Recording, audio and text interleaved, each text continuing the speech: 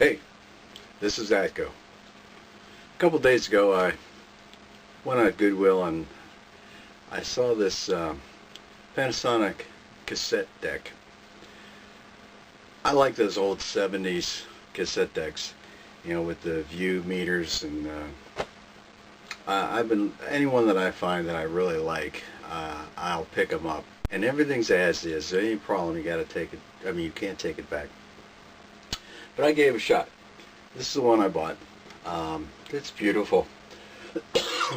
You can open the doors, put the cassette in there.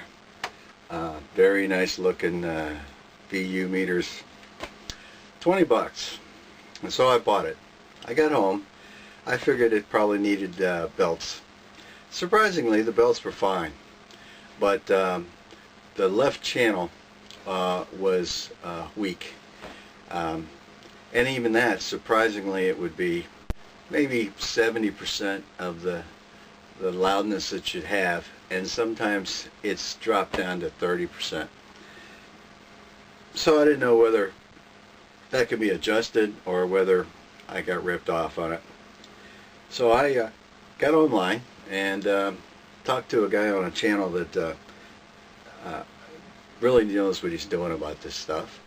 And I asked him about it, what the problem was, and he said, for those old 70s cassettes, there's a lot of mechanical switches in there, and 90% of the problems that he's found has been just contacts that get corrosion, and he said clean that out and see what happens.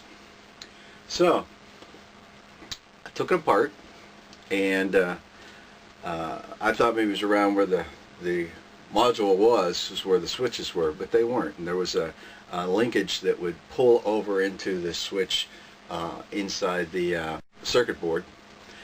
And I think, I saw that the linkage goes to where the when it's on either playback or it's on record, that linkage would pull that switch on and off. So I don't know if that switch is called a record playback switch, but it'd be a good name for it if not is.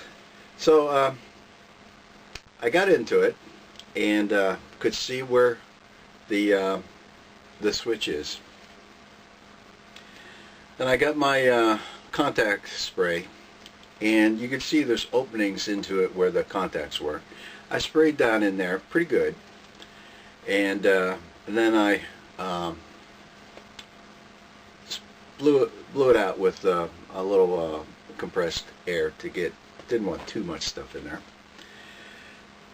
Turned the thing back on, everything worked. It fixed everything. My VU meters are up where they should be. The balance was correct, and it sounded real good. So I've got it back. It's in the basement. This is where I really do things down in the basement, in my shop, things like that. And I love this equipment I got down there. So now I've got a nice cassette to play. I've got my 8-track there, so that I've got my music in the background.